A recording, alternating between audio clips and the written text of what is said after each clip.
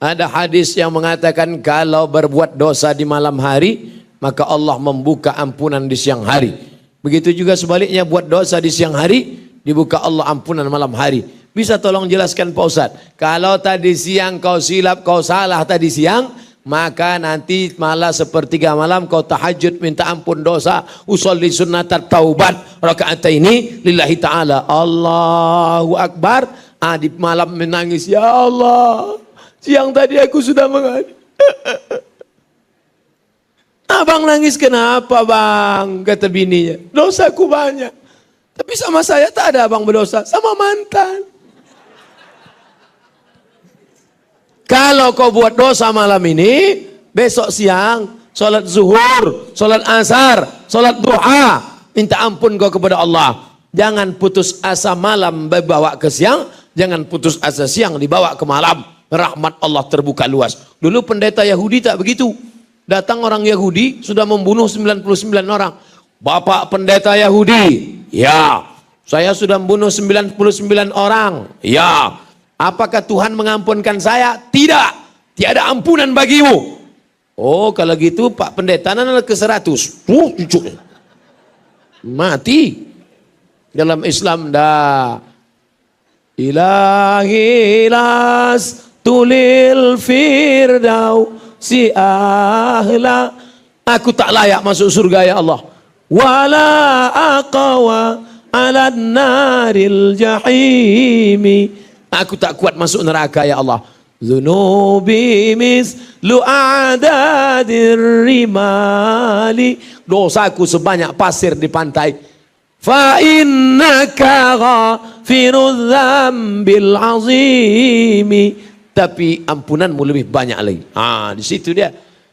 Dosaku sebanyak buih di laut, sebanyak pasir di pantai, tapi ampunan engkau lebih besar lagi ya Allah. Maka yang putus asa, jangan kalian putus asa dari rahmat Allah. Mandi taubat. Ini mungkin hujan ini turun saking banyaknya yang berdosa. Maka siapa yang berdosa-dosa, mandi taubat. Siapa yang balik dari sini nanti ternyata sampai motor rupanya helm basah. Cucu kan mandi sini. Minta ampun kepada Allah Ta'ala. Basah semua. Ustaz, kalau mandi taubat tuh hilang dosa kita Pak Ustaz. Kalau kalian terjun ke Sungai Siak, bukan cuma dosa hilang, orangnya hilang sekalian. Dari atas leton tuh. Ya Allah, banyak betul dosaku. Tuh, ke bawah.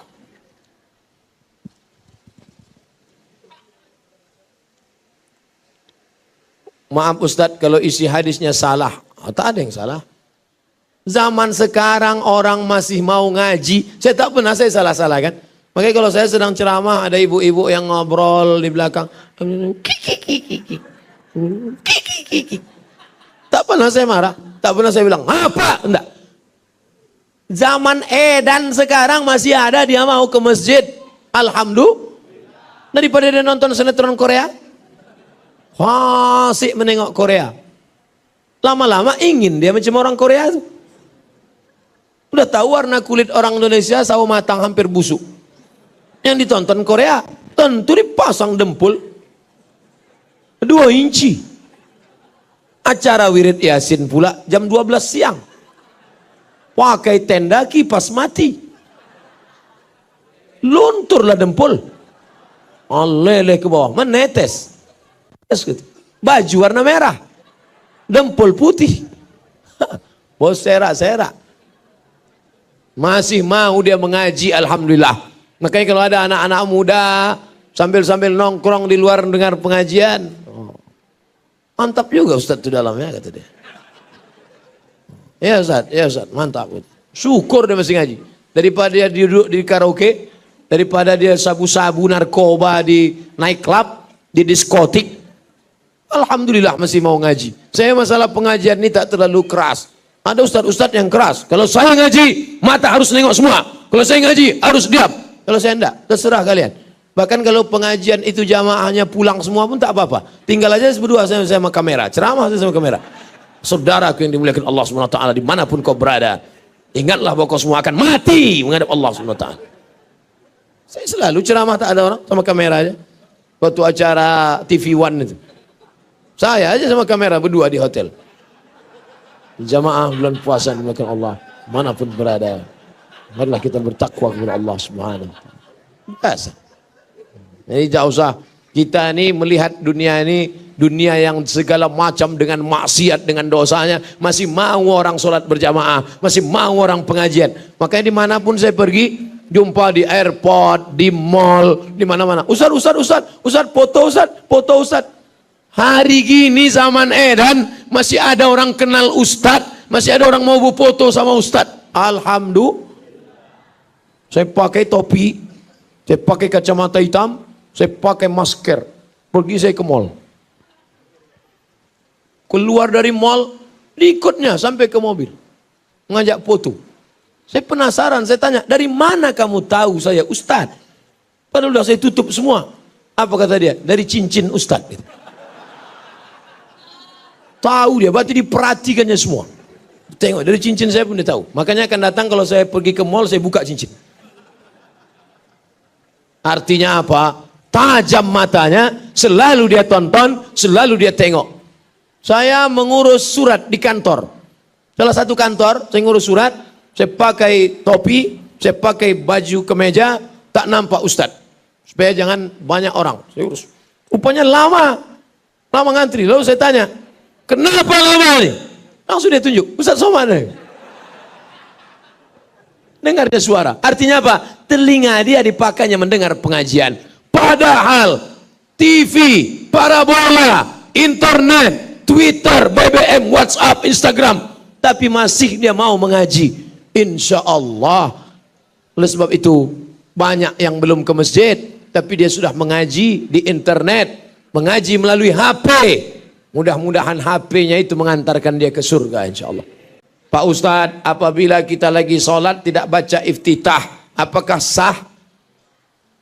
Ini yang bertanya ini tak bisa dia membedakan mana sunat, mana wajib, mana makruh, mana sunat, mana rukun, mana syarat, mana wajib. Tapi dia sudah mau datang mengaji, alhamdulillah. Mau dia mengaji, bertanya, alhamdulillah. Kusarankan pada engkau saudaraku, beli buku fikih dasar paling rendah. Namanya Fikih Islam Sulaiman Rasyid. Fikih Islam Sulaiman Rasyid. Jalan Duyung, masuk, jumpa Masjid Nurul Haq. Di depan Nurul Haq itu ada toko buku Tafaqquh. Ada di situ buku Fikih Islam. Supaya kau tahu mana rukun, mana syarat, mana wajib, mana sunat. Doa iftitah itu sunat. Dibaca sah, tak dibaca pun sah. Tapi saya tak pernah meninggalkan iftitah. Baca iftitah. Allahu Akbar kabira, walhamdulillahi katsira, wa subhanallahi bukratan wa asila. Melihat pergaulan ABG zaman now, pergaulan bebas, ujung-ujungnya eksiden. Bagaimana penjelasan soal nikah karena hamil? Nikahnya sah. Perempuan yang hamil sebulan, 2 bulan, 6 bulan, 7 bulan, nikah dia, nikahnya sah. Nanti kalau anak lahir tak usah diulang lagi. Kita buka kitab Al-Fiqhul Islami wa Adillatuh. Yang jadi masalah nanti kalau anaknya lahir tidak boleh pakai bin bapaknya. Jadi pakai bin apa? Terserahlah, bin hujan, bin petir. Jangan pakai nama bin bapaknya, tak boleh. Karena tak boleh punya nasab ke bapak. 2, lahir dia anak pertama. Nanti lahir adiknya perempuan, maka si abang yang pertama ini tak bisa jadi wali bagi adik-adiknya. Karena dia tak ada hubungan nasab. Nanti kalau adiknya nikah, walinya wali hakim, tak bisa dia jadi wali. 3, kalau si bapak mati, si anak ini tak dapat warisan. Karena dia tak ada hubungan nasab. 4, kalau nanti anak di gadis cantik jelita mau nikah, si bapak tak bisa jadi wali. Kau tak bisa jadi wali, Pak. Untuk adik-adiknya bisa, untuk dia tak bisa. Apa beda dia dengan adiknya? Ini mencoblos sebelum hari H. Ini setelah hari H. Maka yang ini tak diakui oleh KPU dan Bawaslu. Jelas? Jaga anak gadis kita. Kalian yang lajang-lajang, jaga adik kalian, jaga kakak kalian. Kalau datang anak lajang sore bawa motor, tanya, mau apa? Mau apa ente ke sini? Mau bawa adik saya? Balik sana. Latihan kalian karate, judo, sumo jangan. Sumo bersempak aja. Yang sopan, karate pakai celana panjang. Tinju tak apa-apa. Jantungkan sarung tinju di ruang tamu. Yang tak mahram, siap-siap ini. Jangan. Kehormatan. Kalau mau menunjukkan kalian hebat bukan ngebut. Menunjukkan hebat bukan punya motor yang knalpotnya dipotong. Menunjukkan kalian hebat bukan merokok. Menunjukkan kalian hebat bukan bertato. Menunjukkan hebat kalian jaga adik kalian. Kalian jaga kakak kalian. Jangan dibonceng orang jam 2 malam di jembatan Leton. Ustaz tahu dari mana? Saya selalu lewat situ. Nampak saya berpangku-pangku bonceng-bonceng situ. Tak mungkin saya turun ceramah di Leton. Assalamualaikum. Kemana abangnya? Kemana adiknya? Kemana ayahnya? Mana ayahnya? Kenapa tak dijaga anak-anak gadis itu? La yadkhulul jannata dayus. Tak masuk surga dayus. Siapa dayus itu ya Rasulullah? Alladzi la yagharu ala maharimihi. Tak ada cemburunya. Tak ada rasa cemburunya. Dibiarkannya aja anak gadisnya dibonceng orang.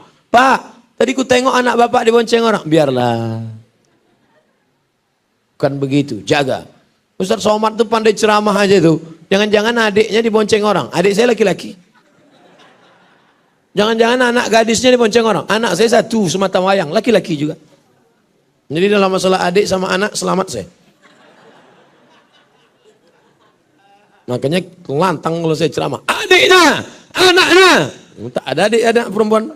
Bagaimana cara membangkitkan semangat sekarang agar dapat bersemangat untuk membangun remaja masjid? Udah ada remaja masjid, udah linas? Udah ada, apa tanya lagi? Kalau belum ada buat ketua, sekretaris, bendahara. Nanti konekkan mau tanya programnya dengan 3. FSRMM, Volume Silaturahim Remaja Masjid Mutmainnah, belakang Polda. Yang kedua Irma, ini malam ini anak-anak Irma datang. Remaja Masjid An-Nur. Kemudian Fodamara, Masjid Raya. Nah, ini yang sudah terlatih buat acara. Nanti bulan Agustus, bulan Desember, anak-anak muda mau kita bawa pakai motor ke tempat camping di daerah Pelalawan, di tepi sungai. Malam tahajud berjamaah, kemudian membaca Quran, kemudian latihan sholat, kemudian praktek. Nah, ini semua nanti. Pokoknya anak-anak muda harus dibuatkan. Anak-anak muda jangan ngaji sama orang tua, karena mereka tak mau. Mereka maunya mengaji. Jangan ceramah aja lah Pak Ustadz. Oke, anak muda jangan ceramah. Undang Pak Kapolsek, undang Pak Dandim, dialog anak muda dengan tentara polisi. Bulan depan dialog dengan dokter. Bulan depan dialog dengan advokat, lawyer, pengacara. Nah, jadi pembawa acara anak muda, bintang tamunya juga orang-orang yang membangkitkan semangat. Nah, nanti kebetulan kalau ada artis datang ke Pekanbaru, undang artis, dialog sama artis. Bagaimana rasanya jadi artis? Ustadz, usaha yang saya miliki bangkrut, punya kedai tutup, ekonomi lesu, gak ada jual beli. Saya harus ngapain Pak Ustadz? Dagang tak laku. Pertama, kembalikan kepada takdir Allah, tapi tidak menyebabkan pasrah. Ini air untuk saya. Ini betul air ini untuk saya kan? Untuk saya. Ini sudah takdir air ini untuk saya. Tapi kalau saya tidak ada usaha untuk mengambilnya, mengango aja. Mau air itu masuk ke dalam? Tidak. Maka mesti ada kudrat dan ada iradat. Iradat kehendak. Kudrat kemampuan. Saya mampu untuk mengambil, tapi saya tak mau, tak jadi minum. Saya mau tapi tak mampu jadi minum. Nauzubillah, kena stroke, tak bergerak tangan. Nengok aja lah. Meniti air. Tapi disehatkan Allah. Ada kudrat, ada iradat, ambil. Bismillah, bisa. Jadi rezeki kau sudah dijamin Allah. Tapi kalau tidak jolok dia tak jatuh. Maka mungkin rezekimu di dalam tanah, mungkin rezekimu di atas awan, mungkin rezekimu di pokok kayu. Tapi ingat, rezeki musang takkan lari ke harimau. Kalaulah rezeki musang dimakan harimau, sudah lama musang itu jadi ayam. Sudah lama musang itu makan nasi. Tapi karena rezeki musang tak dimakan harimau, maka rezeki tetap mengalir. Usaha-usaha. Tapi jangan sombong.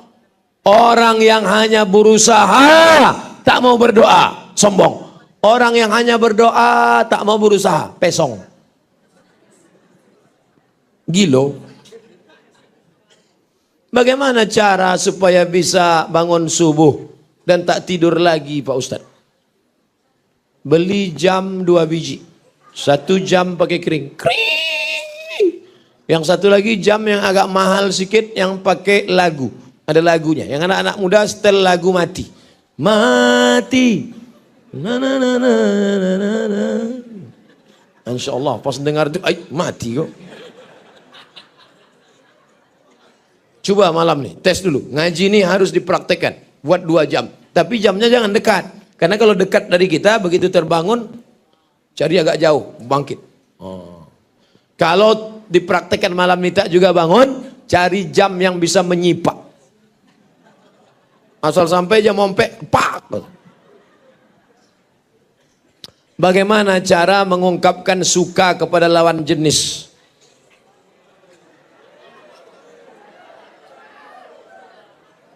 Kalau kalian nanti waktu mengambil sendal lalu balik nampak ada perempuan yang suka di hati kalian, cantik, jilbabnya panjang, orangnya lembut, tanyalah jamaah sekitar sini, Pak, itu anak siapa tuh Pak? Anakku, kata dia. Pokoknya pas ayahnya pula dia tanya. Aku mau bertamu ke rumah bapak besok. Datanglah tamu. Tengok dari dekat. Mungkin malam ini dari jauh, lampu pula 5 watt. Nampak dia imut-imut. Begitu dekat, tak jadilah Pak. Rupanya jerawat sebesar bisul. Makanya sebelum nikah ditengok 2. Pertama muka, tengok. Yang kedua tapak tangan. Tengok muka, dari melihat wajah itu datang ketertarikan. Tengok tapak tangan, kalau kasar berarti dia budak hamba sahaya. Kalau kau siap nikah sama budak, artinya sebelum nikah sudah siap. Jangan pacaran-pacaran. Pacaran tuh bohong, ngomong kosong semua. Perempuan banyak tertipu dengan pacaran. Tak terhitung tak berapa SMS, WA, message yang masuk ke HP saya, yang berpacaran 5 tahun, 7 tahun, ternyata bohong semua Pak Ustadz. Setelah nikah baru nampak sifat aslinya. Rupanya dia ayam berbulu serigala. Na'udzubillah. Pokoknya sudah cocok, istikharah, datanglah kalian. Pak, kupinang anak bapak dengan bismillah. Makan kaulah bismillah tuh gitu. Rupanya bapak itu matri pula.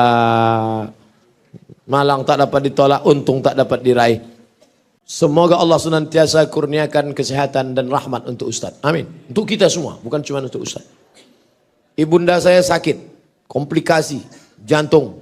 Mohon doanya untuk kesembuhan. Di akhir majelis nanti kita baca Al-Fatihah. Mudah-mudahan yang sakit disehatkan Allah Ta'ala. Yang belum punya jodoh, dijumpakan Allah dengan jodoh yang baik-baik. Yang bilang amin yang belum nikah. Yang udah, diam-diam aja lah. Jaga-jaga aja yang ada tuh. Ada ucapan Assalamualaikum warahmatullah diiringi dengan salam ala Kristen, Salam. Dan ala Hindu, Om, Santi Om. Bagaimana hal seperti itu Pak Ustadz? Itu sudah masuk ruang ibadah. Bertetangga sama non muslim boleh apa tak boleh? Boleh. Satu kantor dengan non muslim boleh apa tak boleh? Boleh. Tapi kalau sudah masalah ibadah, wala ana abidu ma'abadtum wala antum abiduna ma'abud lakum dinukum. Oleh sebab itu kalau di ceramah saya di kantor, cukup saya katakan Assalamualaikum warahmatullahi wabarakatuh, salam sejahtera buat kita semua. Jangan ikuti ritual tradisi agama. Apakah Ustadz mau mengingatkan pejabat penguasa yang begitu jika hal itu salah? Hai pejabat-pejabat, penguasa-penguasa, berapa lama kau duduk di sana? 1 periode hanya 5 tahun saja. Itu pun kalau tak datang KPK. Kau gadaikan imanmu, keyakinanmu, kau pakai tradisi agama. Kau mau sekantor dengan non-muslim, silakan. Kalau mau tetangga dengan non-muslim, tak apa-apa. Tapi kalau sudah menyentuh masalah ibadah, ingat saudaraku, kau akan dituntut di hadapan Allah Subhanahu wa taala. Udah, selesai. Kirim. Yang Ustaz tunjuk tadi siapa? Kamera. Nah. Ustaz mohon maaf, yang hidup yang ini. Nah, kita ulang lagi sekali lagi.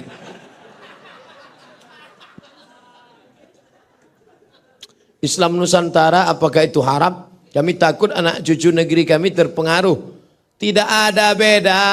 Saya sudah di awal, sudah di tengah, sudah di ujung. Yang di awal Indonesia, Malaysia, Brunei. Tiga-tiga pernah saya tinggal. Indonesia pernah, Malaysia pernah setahun, Brunei pernah 40 hari di Bandar Seri Begawan. Sama. Yang di tengah Mesir, Saudi Arabia. Saudi Arabia musim haji saya ke Makkah. Musim umrah. Mesir 4 tahun saya tinggal. Yang di ujung Maroko. Maroko tinggal 2 tahun. Yang di ujung, yang di tengah, yang di Indonesia. Tak ada bedanya. Sama-sama asyhadu an la ilaha illallah wa asyhadu anna Muhammadan Rasulullah. Jadi kalau mau menyebut pakai istilah Nusantara, ada di-nya. Islam di Nusantara. Apa bedanya Islam di Nusantara dengan Islam di sana? Islam di Nusantara tidak pakai bahasa Arab, tapi pakai huruf Arab. Hebat. Pergi ke Siak sana. Dulu, masa sebelum otonomi daerah, Jalan Sudirman pakai huruf Latin. Sekarang, bangkitkan huruf Melayu balik. Jalan Sudirman. Bangga kita. Orang Arab kalau datang kemarin nengok, heran dia. Tulis Arab tapi dia tak bisa baca. Suruh orang-orang Arab datang kemari, bawa ke kantor gubernur. Suruh dia baca, kalau bisa dia baca. Kantor gubernur. Kita punya ciri khas. Memang kami bukan Arab, tapi huruf Arab kami pakai. Luar biasa. Dan kami memuliakan keturunan Rasulullah SAW yang datang dari Arab. Menikahlah Sayyid. Sayyid yang keturunan Nabi ini menikah dengan anak Sultan Siak. Itulah mengapa anak-anak Sultan itu bergelar Syarif. Syarif keturunan Nabi. Sultan Syarif Qasim. 3. Airport Sultan Syarif Qasim. Jalan Sultan Syarif Qasim. Kampus Sultan Syarif Qasim. Kita punya ciri khas. Tapi Islam kita tak ada beda. Islam yang rahmatan lil alamin.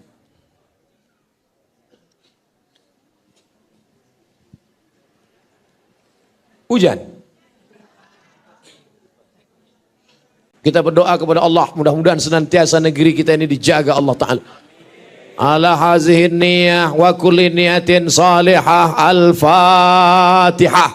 A'udzu billahi minasyaitonir rajim. Bismillahirrahmanirrahim. Alhamdulillahi rabbil alamin. Arrahmanir rahim. Maliki yaumiddin. Iyyaka na'budu wa iyyaka nasta'in. Ihdinas siratal mustaqim. Siratal ladzina an'amta 'alaihim ghairil maghdubi 'alaihim waladdallin. Amin. La tada' lana dzamban illa ghafartah. Segala dosa-dosa kami ampunkan ya Allah. Wala aiban illa satartah. Segala aib cacat kami tutupi ya Allah. Wala musafiran illa wasaltah. Saudara kami yang datang dari jauh selamatkan sampai pulang ke rumah ya Allah. Wala aziban illa zawajatah. Yang lajang yang gadis ingin menikah, jumpakan dengan jodoh yang baik-baik ya Allah. Wala raghiban illa anjabatah. Yang sudah nikah ingin punya anak, kasih anak yang soleh dan solihah ya Allah. Min hufazil Quran wal hafizat. Menjadi pada penghafal Quran. Allahumma dafa'ana al-ghala wal waba' wal fahsya' wal riba wal zina wal munkar. Selamatkan negeri kami ini dari malapetaka, bencana, riba, zina, narkoba, perbuatan keji dan mungkar. Wala maridan illa syafaitah. Ada saudara kami, orang tua kami, kawan kami, tetangga kami, sahabat kami yang sakit, angkat penyakitnya ya Allah. Wala mayyitan illa rahimtah. Yang sudah meninggal mendahului kami, curahkan rahmat di kuburnya ya Allah. Jadikan kuburnya salah satu dari taman surgamu ya Allah. Jangan jadikan kuburnya salah satu dari lubang nerakamu ya Allah, ya Rahman, ya Rahim, ya Zal Jalali wal Ikram. Allahumma a'tina wa la tahrimna. Beri kami rezeki yang halal supaya kami bisa berkunjung ke Baitullah haji dan umrah. Allahumma jma' bainana wa baina habibina al-Mustafa Muhammad sallallahu alaihi wasallam. Satukan kami bersama Nabi Muhammad dalam surga Jannatul Firdaus ya Allah. Allahumma khtim lana bi husnil khatimah. Wala taqtim alaina bisu'il khatimah. Allahumma ansur ikhwanana al-mustad'afin al-musabina fi Lombok, Donggala wa Palu. Tolong saudara kami yang sedang terkena musibah di Lombok, Donggala, Palu, Sulawesi Tengah ya Allah. Allahumma ja'alhum minas sabirin. Jadikan mereka orang-orang yang sabar menerima ujian ini ya Allah. Waj'alna minal mu'tabirin. Jadikan kami orang-orang yang mengambil iktibar pelajaran sehingga datang rasa takut dalam hati kami untuk berbuat dosa ya Allah. Allahumma ja'al akhira kalamina inda intihai ajalina jadikan akhir kalam kami ketika ajal kami sampai, yang terakhir keluar dari mulut kami la ilaha illallah Muhammadur Rasulullah sallallahu alaihi wasallam. Rabbana atina fid dunya hasanah wa fil akhirati hasanah wa qina adzabannar. Wa sallallahu ala sayyidina Muhammad wa ala alihi wa sahbihi wa sallam walhamdulillahi rabbil alamin.